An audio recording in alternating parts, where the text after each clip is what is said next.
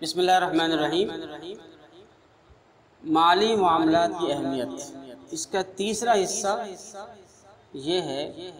کہ تجارت اور مالی معاملات میں اگر ہم کمزوری دکھائیں اور شریعت کے تقاضوں کے مطابق نہ ہو تو اس کے نقصانات کیا ہوتے ہیں۔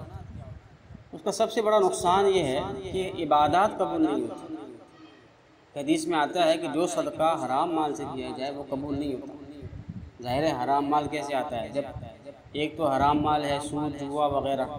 لیکن اگر ہم کسی تجارت کو کسی معاملے کو غلط طریقے سے کریں تو اسلام کی نظر میں سود بن رہا ہو، اسلام کی نظر میں جوا بن رہا ہو، اسلام کی نظر میں یہ بالکل باطل معاملہ بن رہا ہو، تو اس سے جو پیسہ حاصل ہوگا وہ بھی حرام ہوگا۔ تو حرام پیسے اگر ہم اسلامی تجارت بھی نہیں سیکھیں گے تو ہمارے بعض کاروبار بالکل سود میں چلے جاتے ہیں، بالکل قمار جوئے میں اور عقل بالباطل میں چلے جاتے ہیں، باطل اور ناجائز خوری میں چلا جاتا ہے، تو پھر دعائیں قبول نہیں ہوتی، اس کا صدقہ قبول نہیں ہوتا۔ ایک اور حدیث میں آتا ہے کہ اس شخص کی دعا قبول نہیں ہوتی جس کا کھانا پینا حرام مال سے۔ تو اس سے معلوم ہوا کہ عبادات کی قبولیت کی بنیاد حلال کمائی سے۔ قرآن کریم میں آتا ہے یا ایھا الرسل کلوا من الطیبات واعملوا صالحا، اے رسولو، اے میرے نبی، میرے پیغمبروں، کلوا من الطیبات، پاکیزہ اور حلال مال کھاؤ اور نیک عمل کرو۔ یا ایھا الذین آمنوا کلوا من طیبات ما رزقناکم، اے ایمان والو، ہم نے جو تمہیں حلال مال دیا ہے، پاکیزہ مال دیا ہے، اس کو کھاؤ۔ تو اس طرح کی قرآن کریم کی آیات ہیں جس سے معلوم ہوتا ہے کہ پہلے اللہ تعالیٰ نے حلال مال کھانے کو کہا، اس کے بعد نیک عمل کرنے کو کہا۔ اس سے علماء نے یہ نقطہ نکالا ہے کہ جتنے بھی عبادات ہیں، نیک اعمال ہیں، اس کی قبولیت کا دار و مدار اصل میں عقل حلال ہے، رزق حلال ہے۔ رزق حلال کھائے گا انسان تو اسی سے پھر اس کے آگے میں جو عبادات ہیں، نیک اعمال ہیں، وہ قبول ہوتی ہیں۔ اسی لیے اللہ تعالیٰ نے پہلے یہ فرمایا کہ کلوا من الطیبات، پاکیزہ اور حلال مال کھاؤ، پھر فرمایا کہ واعملوا صالحا، نیک عمل کرو۔ اس لیے ایک مسلمان کو چاہیے کہ وہ ہمیشہ حلال کھانے کی فکر کرے۔ اور دیکھیے حرام مال جو ہوتا ہے، جب انسان تجارت میں اسلام کے اصولوں کو مد نظر نہ رکھنے کی وجہ سے جب وہ حرام میں مبتلا ہو جاتا ہے تو حرام مال کی تو ایک نقصان ہے کہ عبادات قبول نہیں ہوتی، لیکن اس کے علاوہ بھی نقصانات ہیں، اور وہ نقصانات یہ ہیں کہ پھر انسان کا جو دماغی حالت ہے اس میں بھی فتور پیدا ہو جاتے ہیں، اور بیماریاں مختلف قسم کی جنم لیتی ہیں اس کے گھر میں، اس کے بچوں کے اندر، ایسی بیماریاں جس کا کوئی حل نہیں ملتا۔ آج کل جو یہ کرونا وائرس کا بحران ہے تو ممکن ہے اللہ تعالیٰ ہمیں معاف فرمائے، تو گناہوں کی کثرت ہے، فحاشی کی ایک بہت بڑا سیلاب فحاشی کا آیا ہوا ہے، تو اس کی وہ تو وجوہات ہیں ہی، اس کے علاوہ بھی اگر آپ دنیا میں دیکھیں تو جو تجارت کے اور پیسہ کمانے کے جو حرام طریقے ہیں وہ بہت زیادہ ہیں۔ اگر آپ عالمی منڈی میں جائیں اور پیسہ جو دنیا میں پیسے کے لین دین ہو رہا ہے اس میں غبن اور فراڈ سے جو پیسہ کمایا جا رہا ہے وہ حلال طریقے سے، جائز طریقے سے پیسے کمانے سے بہت زیادہ درجے میں ہے۔ حلال طریقے سے اور جائز طریقے سے جو کاروبار کیا جا رہا ہے اس کی شرح کم ہے، اور فراڈ اور غبن کے ذریعے سے حرام طریقے سے جو پیسہ کمایا جا رہا ہے اس کی وہ بہت زیادہ بڑی شرح ہے اس کی۔ تو تبھی یہ وبائی امراض اور قسم کی جو دیگر امراض ہیں اسی سے پھیلتے ہیں۔ آسیب کا مسلط ہو جانا یہ بھی حرام کمانے سے ہوتا ہے۔ تو اللہ تعالیٰ ہماری حفاظت فرمائے۔ ایک حدیث میں آتا ہے کہ انسان کی قدم قیامت کے دن اس وقت تک اٹھ نہیں سکیں گے جب تک وہ 5 سوالوں کے جواب نہ دیں۔ ان میں سے 2 سوال کمانے اور خرچ کرنے سے متعلق، یعنی کہ یہ پوچھا جائے گا کہ مال کہاں سے کمایا، اور ایک سوال یہ ہوگا کہ مال کہاں خرچ کیا۔ لہذا ایک مسلمان کو چاہیے کہ وہ اپنے مال کمانے میں بھی احتیاط سے کام لے اور شریعت کے مطابق مال کمائے، اور مال جب خرچ کرے تو اس میں بھی آخرت کی جواب دہی کا خوف اس کے اوپر ہونا چاہیے، اور شراب نوشی میں اور اسراف کے اندر اور ناجائز چیزوں میں خرچ نہ کرے، بلکہ صحیح جگہوں میں جو حلال چیزیں ہیں وہاں خرچ کرے۔ چوتھا حصہ ہمارے سبق کا ہے کہ تجارت دین سے جدا نہیں ہے۔ آج ایک بہت بڑا طبقہ مسلمانوں کے اندر، بلکہ سارے دنیا میں، یہ لوگ یہ سمجھتے ہیں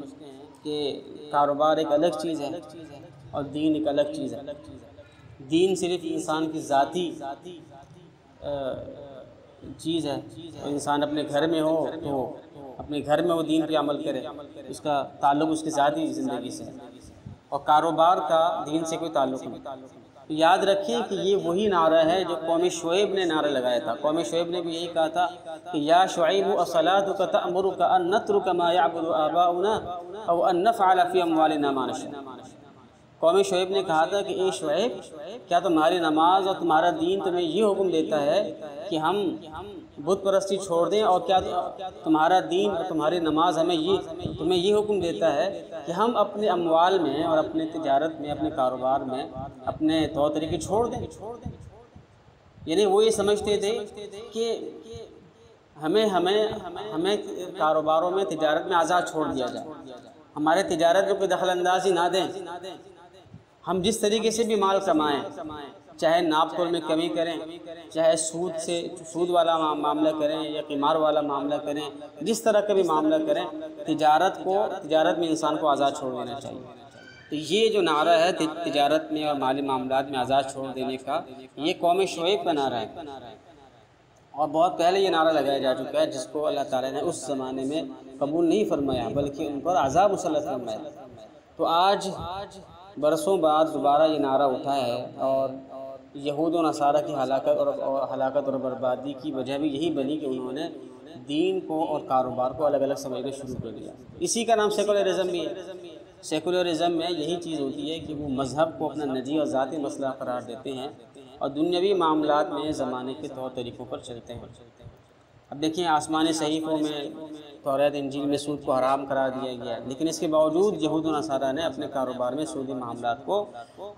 داخل کر دیا ہے، اور مال و دولت کو جمع کرنے میں اتنے حریص ہو گئے ہیں کہ اس کے لیے انہوں نے کسی جائز ناجائز کی پرواہ نہیں کی۔ یہ جو بینکاری کا نظام ہے، جو سودی نظام ہے، یہودیوں کا بنایا نظام ہے، حالانکہ یہ توریت کے حوالے سے یہ بات یاد رکھیں، توریت میں خود سود کو حرام قرار دیا گیا۔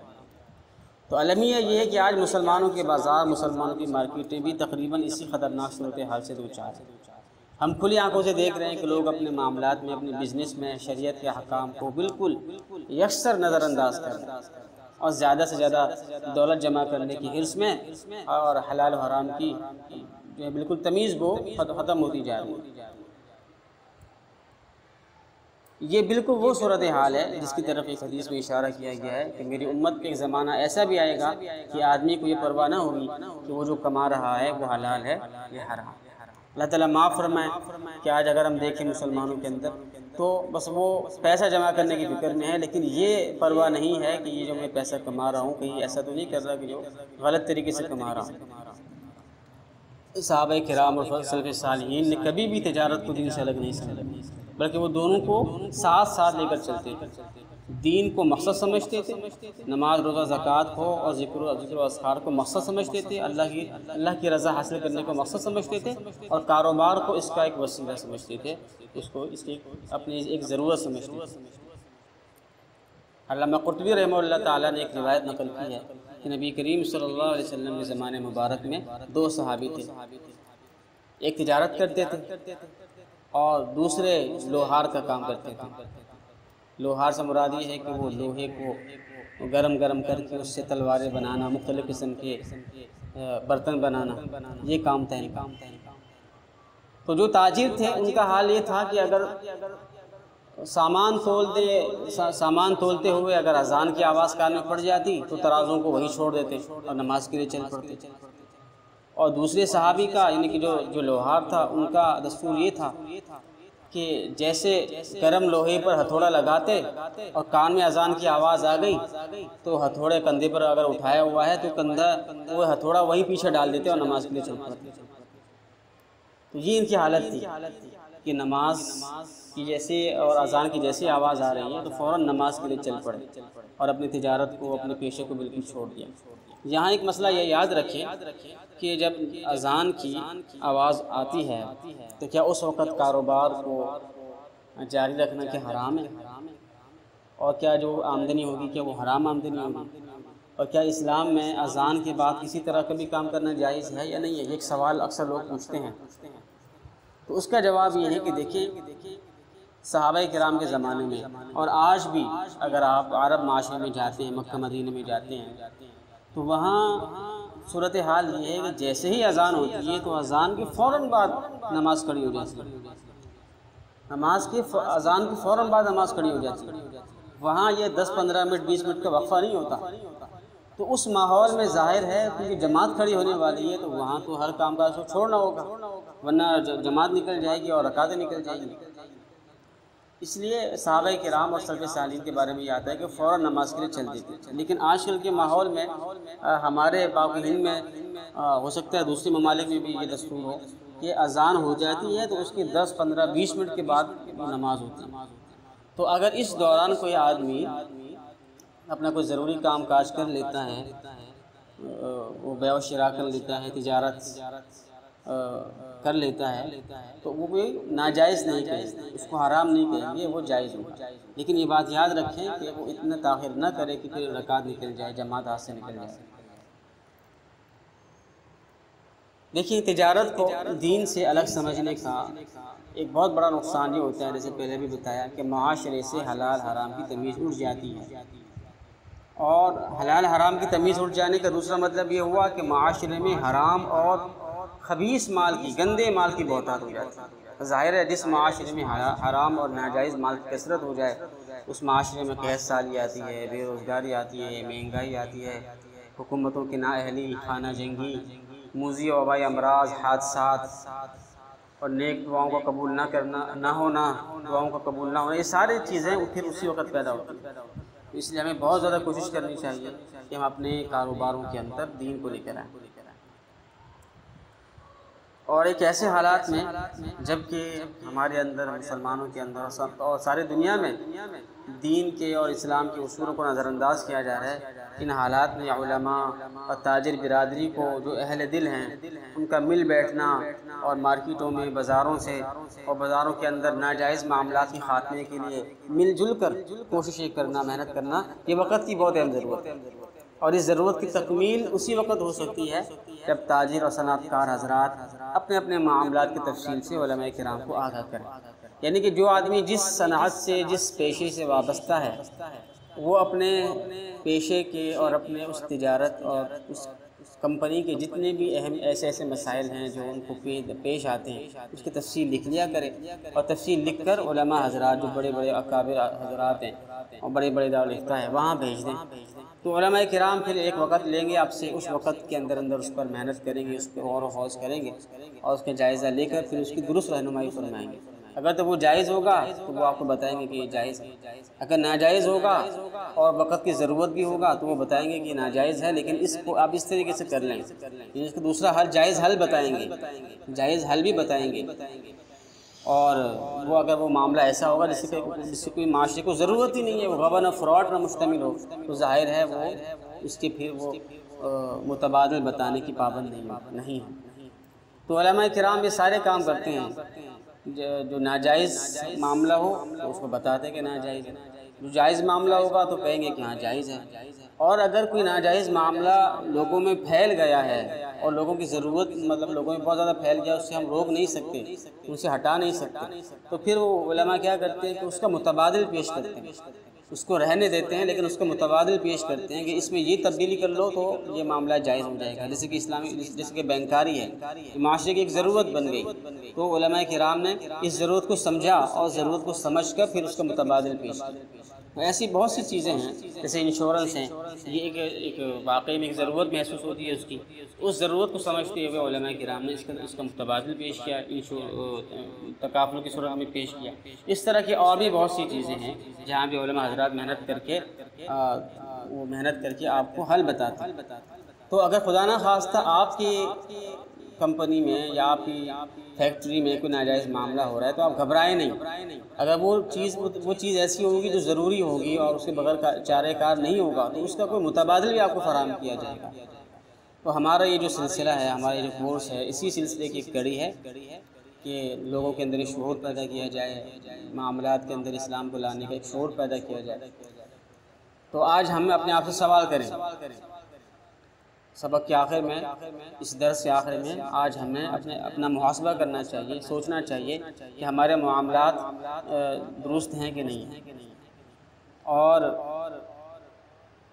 مالی معاملات کے حوالے سے اسلام کی تعلیمات کیا ہیں، سود کیا ہے، جوا کیا ہے، اور کاروباری اخلاقیات کیا ہیں، کن باتوں کو مد نظر رکھنا لازمی ہے جس کے بغیر جو ہمارا معاملہ حرام ہو سکتا ہے۔ اسی طریقے سے جو مروجہ اسلامی بینکاری ہے، جو تقریباً ہر انسان کی ضرورت ہے، اس اسلامی بینکاری کو شریعت کے اصولوں کے مطابق ہم کیسے بنا سکتے ہیں، اور اسلامی بینکاری کس طرح شرعی اصولوں کے مطابق مالی ضروریات کا حل پیش کرتی ہے، اور ایک اسلامی بینک کو کون کون سی مصنوعات یعنی کون کون سی پروڈکٹ فراہم کرنی چاہیے اور کیسے وہ فراہم کرتے ہیں۔ یہ تمام موضوعات جو اس کورس کے اندر آپ پڑھیں گے، دعا ہے کہ اللہ تبارک و تعالیٰ اس کورس کے مقاصد کو پورا فرمائیں اور ہمیں اس محنت کے لیے قبول فرمائیں، اور ہمارے اندر کوئی ناجائز اغراض ہیں تو اللہ تعالیٰ ہمارے اس ناجائز اغراض کو ختم فرما کر کامل طور پر اخلاص اور خلوص نصیب فرمائے۔ وآخر دعوانا ان الحمد للہ رب العالمین۔